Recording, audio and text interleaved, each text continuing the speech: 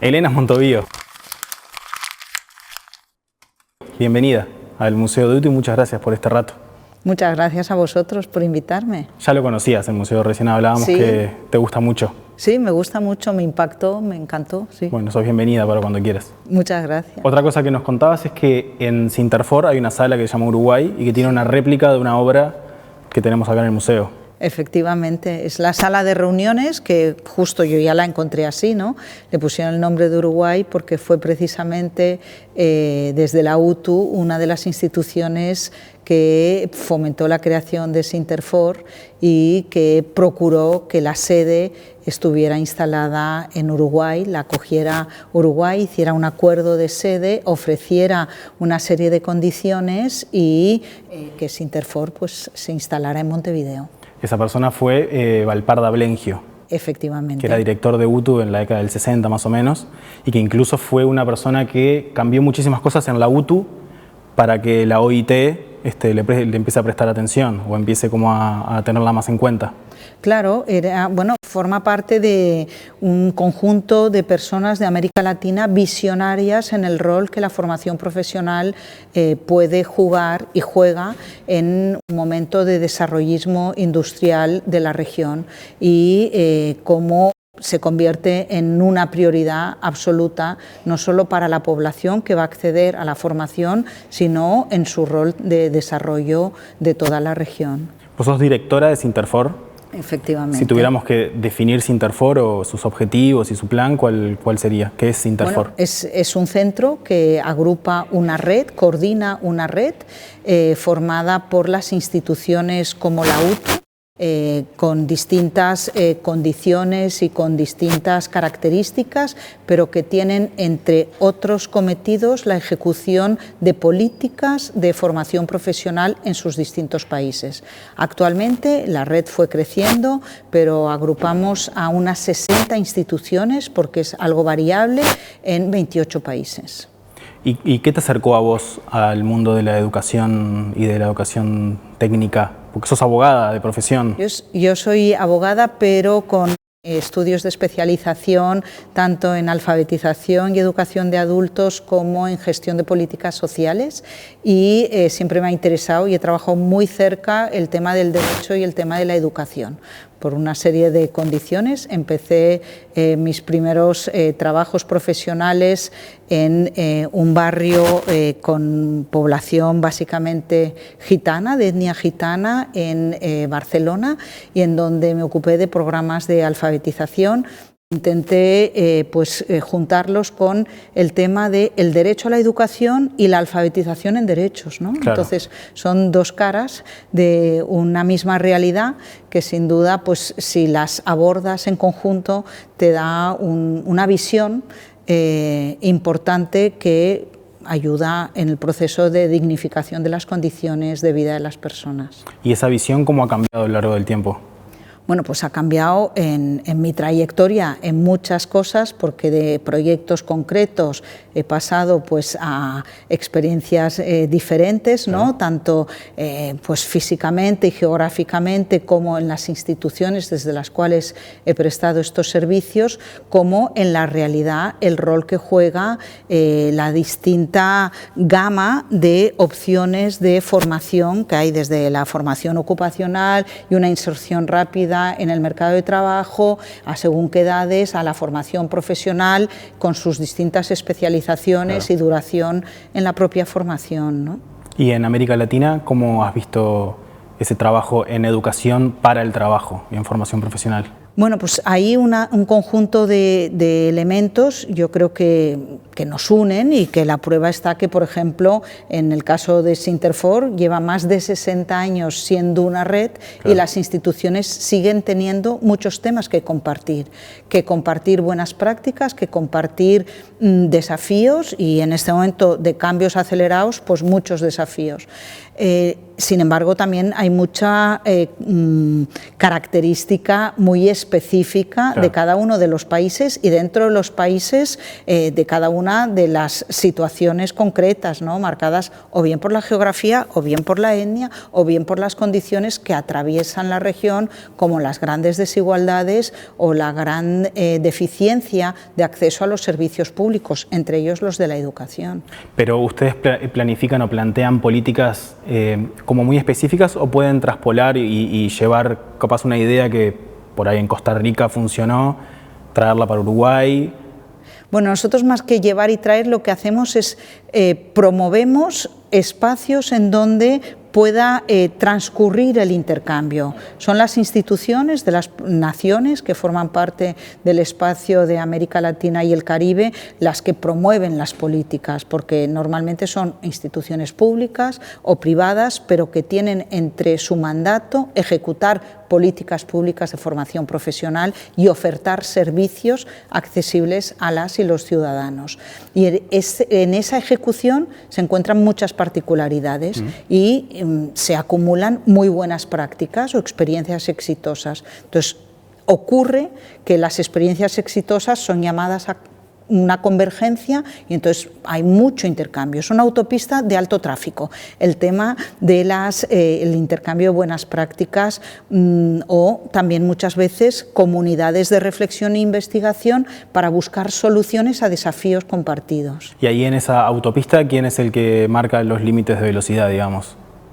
Bueno, no, yo creo que la velocidad del intercambio no debería tener límites, pero quien marca lo que serían los liderazgos, pues claro, depende tanto de los sectores como de las zonas. Hay espacios de integración en donde pues esta autopista corre más rápido porque ya hay una serie de barreras superadas, ¿no? Pues hay una serie de elementos, el reconocimiento de las competencias o mercados más comunes que con otros países, claro, que facilitan esa velocidad de alto tránsito.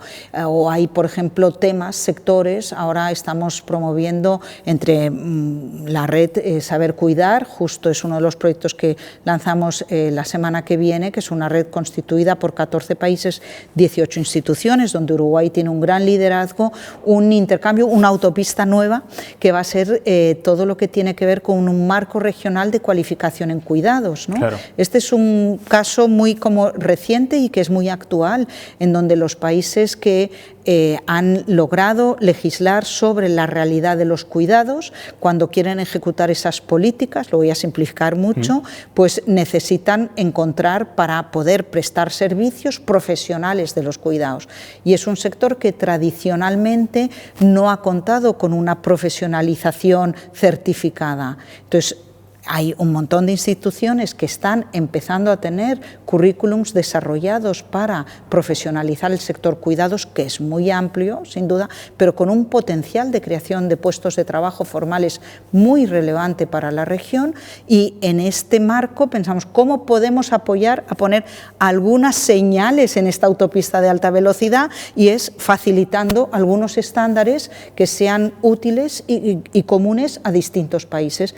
Este es un tema que va a ocurrir la semana que viene y justo en Montevideo. Y entonces entiendo que la voluntad de la clase política, digamos, es primordial, porque en el sistema de cuidados, por ejemplo, que acá lo tenemos como institucionalizado, hubo una voluntad política de poner, por lo menos poner eso en agenda para que después alrededor de eso se genere la formación necesaria. Hombre, la voluntad política es fundamental, ¿no? No solo en establecer, digamos, el marco normativo, la prioridad política, asignar el presupuesto correspondiente y luego crear el diálogo social tripartito en donde estén tanto los representantes de los empleadores como de los y las trabajadoras, los y las empleadores también, y el sector gobierno en un diálogo tripartito fructífero que permita alinear todas las fuerzas y diseñar el mejor servicio, especialmente para la población que requiere más de ese servicio de formación profesional y certificación de competencias. Y una democracia plena, entonces, es un escenario muy fértil para ese tipo de... Claro, una democracia plena, un desarrollo equitativo e inclusivo no podría concebirse sin un servicio de formación profesional y un sistema de certificación de competencias a pleno rendimiento, accesible prioritariamente para las personas que sufren más del déficit de esa formación profesional. Y en ese sentido, ¿cómo ves América Latina? En términos de democracia plena y en términos de políticas de Estado a largo plazo. Bueno, América Latina lamentablemente es la región más desigual del mundo, ¿no? Y a veces los que vivimos aquí nos olvidamos. Aunque sea tan cruel y tan difícil, ¿no? Es imposible olvidarse, pero tener esa marca condiciona muchas cosas. Entonces creo que las políticas tienen un elemento corrector indispensable para reequilibrar esas desigualdades cruzadas que tiene la región. Y ahí la formación profesional es un regulador democrático, yo no me canso de decirlo, fundamental. Toda la educación es un regulador democrático y toda la educación, principalmente pública, debería ser ese regulador democrático de acceso paritario igual para todos los niños, niñas, ¿no? Si pensamos en un itinerario por edad, pero la formación profesional todavía es más amplia y más inclusiva porque ofrece puertas de entrada y de salida, inserción al mercado laboral a distintas edades, a distintas condiciones en tu mundo de relación con el trabajo, porque puede ser que hoy estés desempleado, pero una formación profesional te hace un puente para el empleo de nuevo. Entonces, es muy versátil, muy amplia y está llamada a ser, efectivamente, como es multipuertas, muy inclusiva. ¿Y Uruguay cómo lo ves? Bueno, Uruguay, como en muchas ocasiones, y no porque esté aquí, que también, pero Uruguay es un referente, ¿no? en muchos temas, y la prueba está en que Uruguay este año, por ejemplo, acoge un montón de eventos y encuentros internacionales. Está siendo mirado por la región y por el mundo como un espacio, pues, de concordia, un espacio de paz, ¿no? Y un país acogedor. Y en el tema de formación profesional, pues creo que tiene ese compromiso y tiene esa responsabilidad de dar pasos y luz a muchos otros países en donde, pues también como es un país no tan grande como otros que hay cerca, pues las soluciones a veces no son tan complejas y tiene la factibilidad de llevarlas a cabo. A nosotros nos pasó hace poco acá en el museo que vino un alemán que trabaja en educación profesional, trabajó muchos años en Paraguay, y que cuando vino a Uruguay, lo primero que hizo, él nos comentó que lo primero que hizo fue venir al Museo de la UTU, porque en todos lados de Paraguay, a cada reunión que iba, le decían, tenés que ir a la UTU, que es como, por lo menos a él le dijeron, el faro de la formación profesional, por lo menos en la región, acá Argentina, Paraguay, Brasil. ¿Es tan así?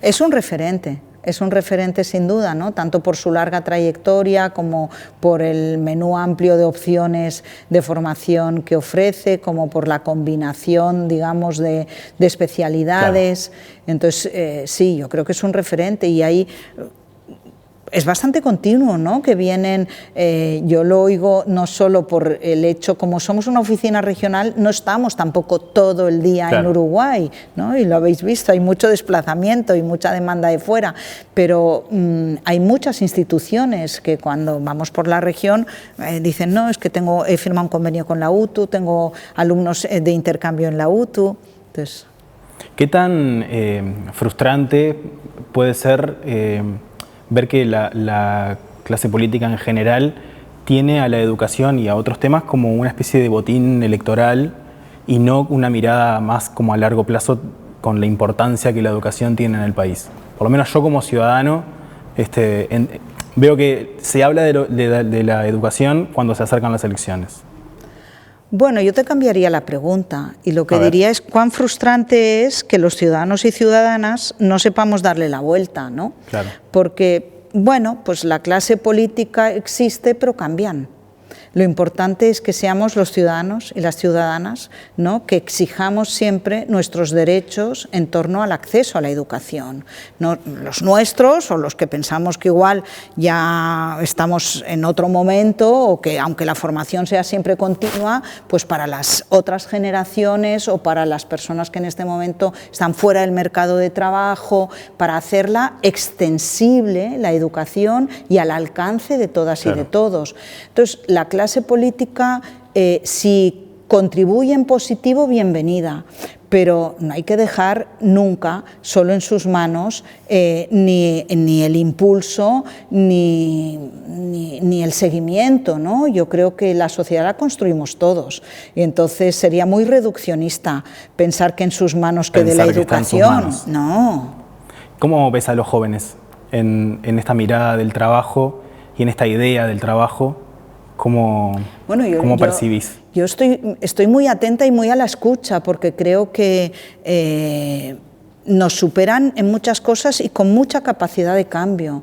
Otra cosa es que, claro, yo tengo 62 años, entonces pues mis patrones no son los mismos que los de mis hijos o los de la juventud, pero estoy muy atenta y muy esperanzada, porque son jóvenes que al golpe de una convocatoria en WhatsApp o de cualquier cosa han cambiado gobiernos, son capaces de dar soluciones creativas, por un hackathon o por cualquier convocatoria logran buscar soluciones a temas que igual desde la burocracia o desde las instancias súper bien constituidas no sabemos darla. Entonces, estamos en un momento de muchos cambios y están sometidos a una época de no estabilidad y por tanto creo que van a poder, que le están dando la vuelta y que van a ser los demandantes de una formación más dinámica y más activa, y en eso confío.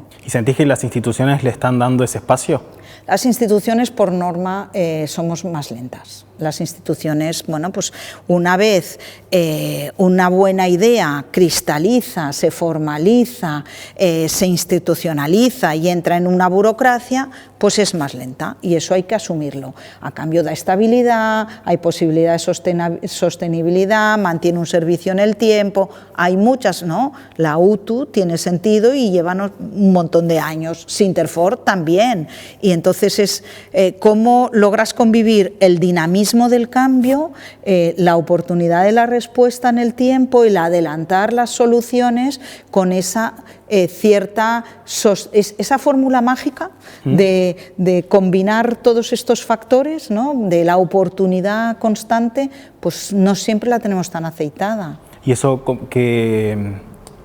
no sé cómo se soluciona, porque si supiéramos la solución, pero ¿qué se está haciendo para por lo menos tratar de que las instituciones vayan un poquito más rápido y a la par de la mente y el corazón de los jóvenes? Porque básicamente es lo que siento yo que están pidiendo, ¿no? Que las instituciones vayan como a la par de sus nervios. A nosotros en Sinterfor, cuando hablo de Sinterfor no hablo de la oficina de aquí, de la Avenida Uruguay, hablo de toda la red de la institución, que es una red que llega normalmente anualmente a unos 23 millones de estudiantes, ¿no?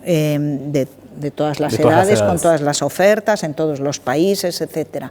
Pues intentamos tomar el pulso, ¿no? Y hay instituciones que tienen consejos donde se escucha de manera muy directa esas inquietudes, hay otras donde el consejo de los alumnos participan en la demanda, hay otras donde cada institución, digamos, lo maneja de la manera que consideran más adecuada. Ahora, lo que nos ha funcionado a nivel regional o nos está funcionando ahora es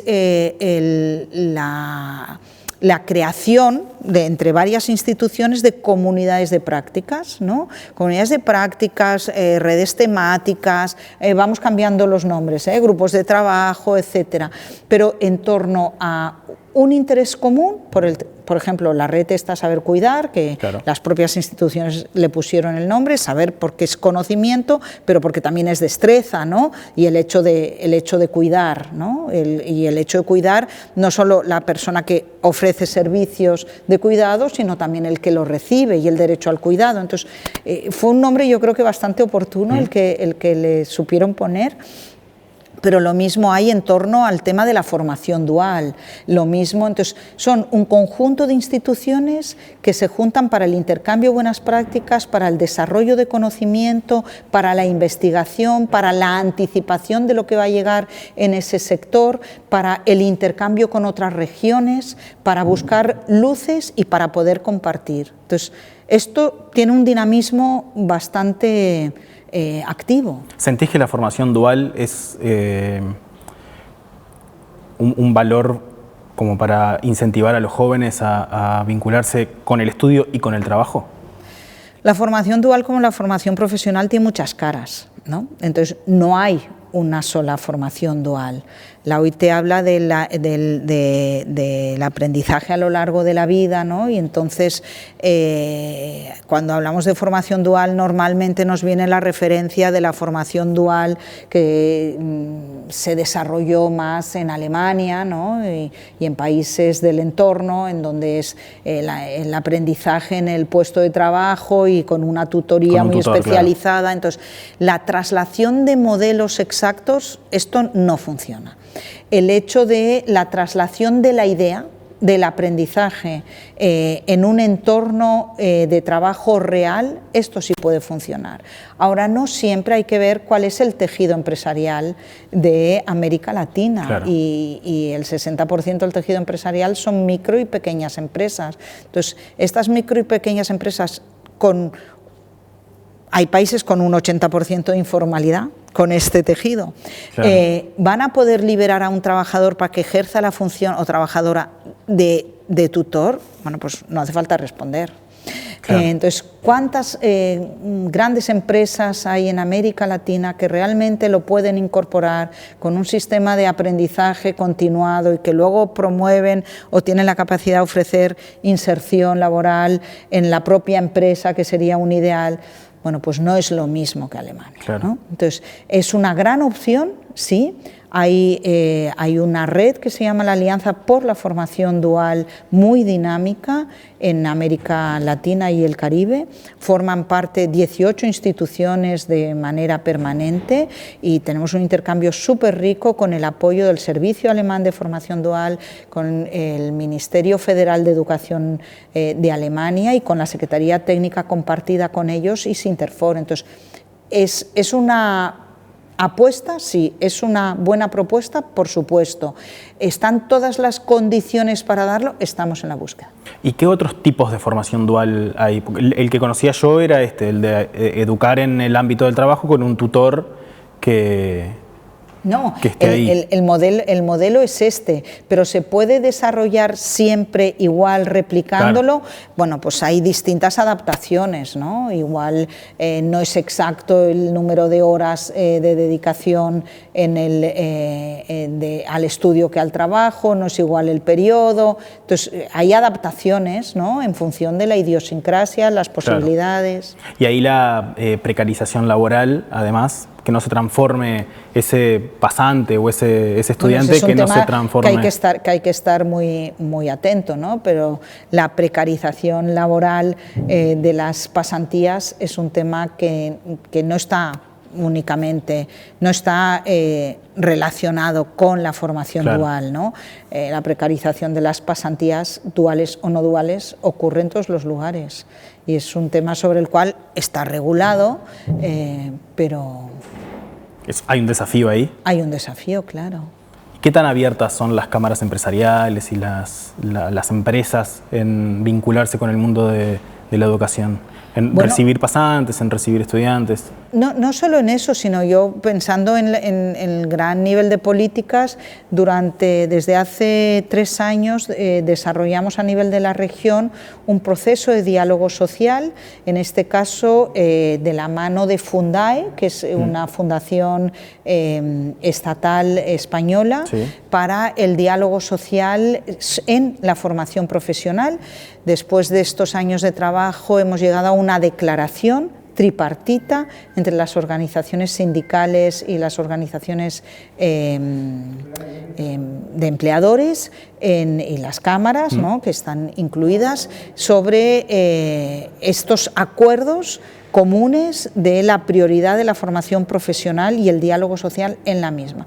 La mayoría de instituciones de formación profesional, o mucha parte, tienen consejos tripartitos. Entonces, no todas, las que forman parte de la red de Sinterfor, porque también hay algunas que son fundaciones sindicales, otras forman parte de los grupos empresariales. Pero igual forman parte de los grupos empresariales, pero su consejo de administración es tripartito. Entonces, hay distintas naturalezas diversas, pero en las cuales todo el mundo en el mercado de trabajo reconoce que el diálogo social contribuye en positivo, ¿no? ¿Qué sentís cuando escuchás del discurso como, no sé, más mediático, una cosa media hegemónica, de que los jóvenes no quieren trabajar, los jóvenes no quieren estudiar? ¿Cuál es tu mirada y cuál es la mirada que tiene Sinterfor de ese discurso? Bueno, yo creo que es muy general, ¿no? Resumir en una frase todo lo que quieren los jóvenes. Hay tantas juventudes en la región, ¿no? Hay tanta variedad y riqueza en la juventud de América Latina y el Caribe, pero creo que el atribuirles no querer es muy atrevido. No hay condiciones en muchas ocasiones, ¿no?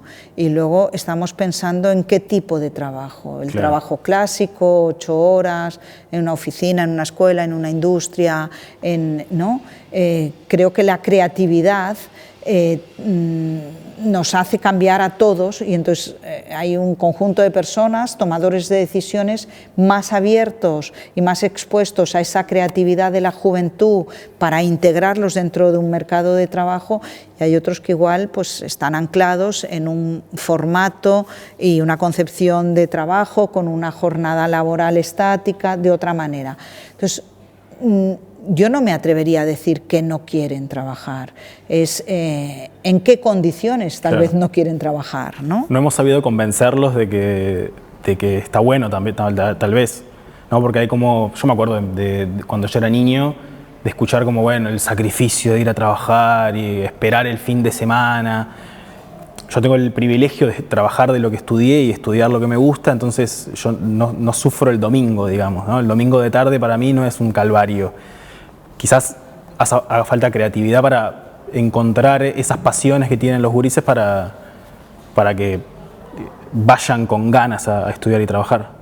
Claro, es un privilegio. Sí, eso lo tengo claro. Es un privilegio, y en mi caso también el hecho de poder desarrollar tus intereses en un trabajo que además lo podrías desarrollar en un voluntariado, pero encima es un trabajo retribuido que te permite satisfacer unas necesidades personales y familiares, ¿no? Y poder juntarlo todo. Creo que el mundo de ahora está muy atomizado y no necesariamente en aquello que te interesa, a lo cual has dedicado tu esfuerzo para estudiar, encuentras una retribución salarial, y además entonces tienes multijornada, lo que te interesa, con lo que puedes sobrevivir, y además tus otras realidades. ¿Cómo favorecer esa integración? Pues es un reto, sin duda. ¿Y cuánto caló el discurso más meritocrático en los jóvenes? En esta idea de que sí, no que sin... Tendríamos, claro, son realidades diferentes, ¿no? Pero, por ejemplo, en Europa la situación que hay, o en otros países de América Latina, ¿no? La gente ha hecho verdaderos esfuerzos para el discurso, ¿no?, meritocrático de tú sácate una universidad, una carrera con el esfuerzo de toda la familia, y luego ponte a trabajar a la vez que te pagas un máster carísimo, ¿no?, de unos precios incalculables, y con esto conseguirás, y luego igual no consigues porque el mercado de trabajo está cerrado.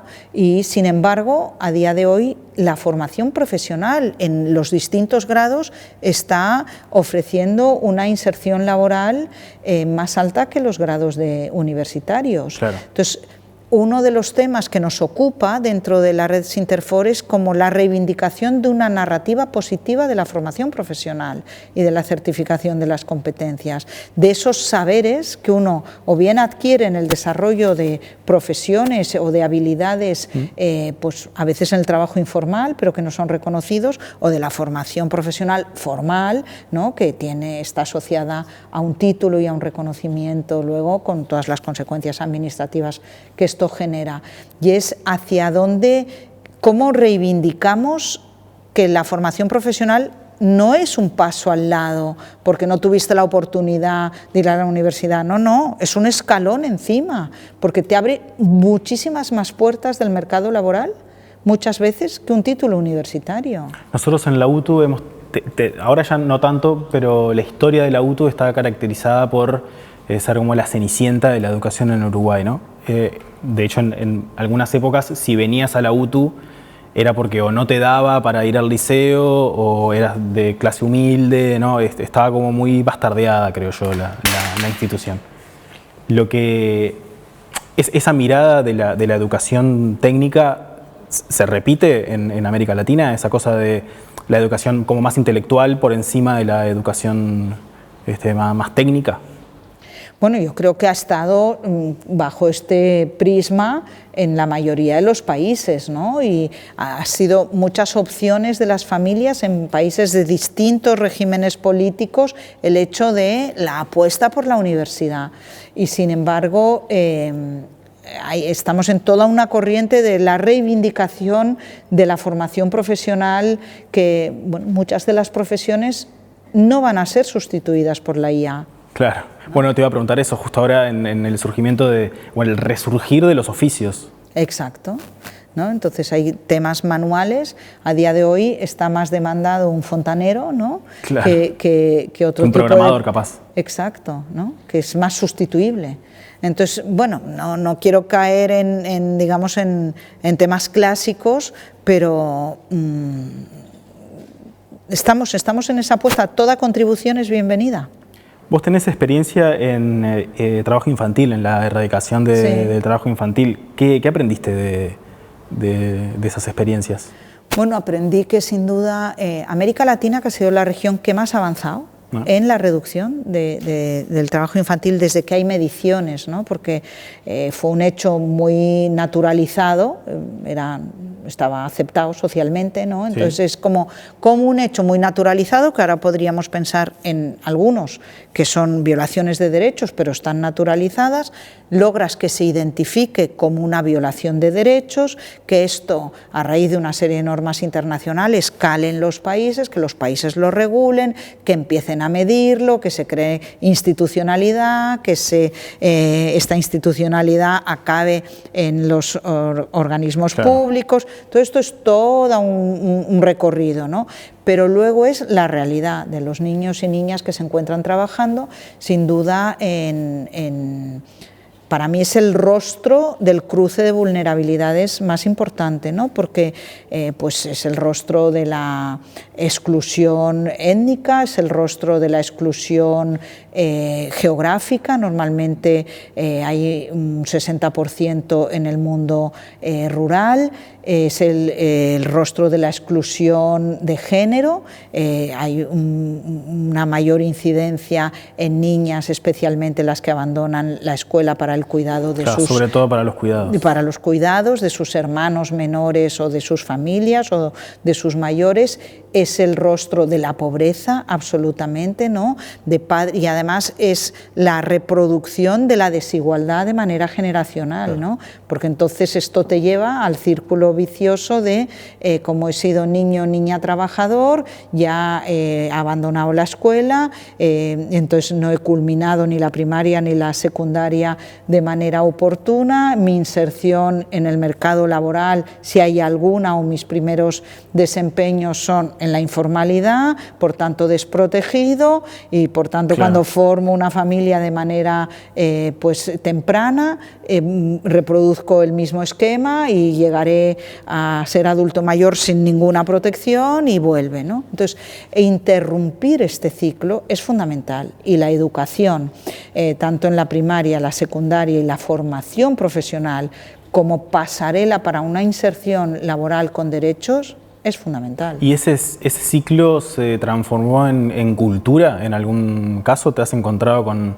lugares en donde los propios padres deciden conscientemente, porque es una cuestión cultural, de que el niño acompaña al padre a trabajar al campo? ¿Cómo haces para romper esa construcción cultural que viene de decisiones por ahí o de una consecuencia de sucesos? Bueno, ha habido muchas campañas sobre la percepción, ¿no? del trabajo infantil. Entonces, cómo concebir, ¿no? Que realmente el tema, cuando el trabajo infantil realmente afecta y compite con los derechos de la infancia, claro, que son la educación, el ocio, el juego, el disfrute de la salud, etcétera, pues esto no resulta constructivo, ¿no?, para el desarrollo. Establecimos hace tiempo un instrumento que se llamó el MIRTI, que es el Modelo de Identificación del Riesgo del Trabajo Infantil. Con eso se mapeó toda la región. Es un trabajo que hizo la OIT en colaboración con la CEPAL. Y entonces los distintos municipios, utilizando registros administrativos, datos censales y registros administrativos, los cruzaban e identificaba cada municipio cuáles eran los determinantes del trabajo infantil. Igual un municipio decidía que era tal cosa, o sea, era como bastante reflexionado, pero muy autóctono, claro, ¿no? Y con eso se establecían cuáles eran los niveles de riesgo de los municipios en torno al trabajo infantil. Y eso fue asociado a un segundo nivel de análisis que tenía que ver con ¿qué servicios tengo yo? O sea, la idea era, mira, tú eres presidente de tal país o presidenta de tal país y tienes todos estos municipios que están ardiendo de riesgo de trabajo infantil. Y resulta que la mayoría de ellos lo que no tienen es un instituto de secundaria, me lo estoy inventando. Bueno, pues igual tu siguiente inversión en institutos de secundaria convendría situarlos, ¿no? Entonces, en esas zonas. En esas zonas. Entonces, son temas de distribución también de recursos y políticas públicas, ¿no? La distribución de la riqueza. Sí, claro. Recién hablabas del sistema de cuidados y de cómo se involucra generalmente a las mujeres y a las niñas en ese mundo de los cuidados de la familia, y vos también tenés experiencia en políticas de género. ¿Sentís que se avanzó? ¿Sentís que se avanzó mucho, poco? Hombre, se avanzó.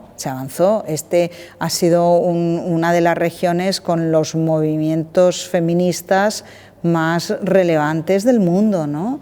Y esto, un agradecimiento absoluto a las mujeres valientes que lograron organizarse en distintos países y que aquí tenéis referentes importantísimos, sí, sí, y que han logrado organizarse de manera continental y que llevaron posiciones a Beijing y que siguen organizadas en la conferencia regional, en la última reunión en México. Entonces, todo el reconocimiento. Ahora, ¿cuánto nos falta para que esto llegue a todas las niñas, adolescentes, jóvenes y mujeres de la región? Nos falta y hay que seguir en la lucha. ¿Y ahí sentís lo mismo que sentías con el trabajo infantil, que había como una rueda que también hacía que las mujeres... Sí, la reproducción es constante, ¿no? Entonces el tema de poner alertas, tanto en lo micro, que son actitudes cotidianas con las que estamos tanto en las familias, en los grupos de trabajo, en los equipos, claro, el detente a cualquier micromachismo y macromachismo, claro, por supuesto, y en los enfoques y en las políticas públicas, sí. Bien, te voy a hacer la última. Primero le quiero agradecer a los estudiantes, a Tomás Cabrera, Mina Curbelo, Mara Masili, ¿está bien? ¿Sí? Y a Lucero Treyes, que son estudiantes del LATU, que vinieron a darnos una mano tremenda acá a grabar esta entrevista. Te vamos a hacer un regalo. Qué bien. Bueno, justo en el mes de la memoria, acá en Uruguay, te vamos a regalar un libro de Julio Castro. Muchísimas que forma parte gracias. De nuestro proyecto editorial. Muchas gracias. Nosotros siempre terminamos las entrevistas con ¿para qué sirve el arte? Que la podés responder si querés, pero me parece que también amerita ¿para qué sirve la educación? Puedes responder cualquiera de las dos en el orden que quieras. Bueno, creo que el arte y la educación van de la mano y lo que hacen es revelar la vida, porque la transforman. Muchas gracias. No, a vosotros.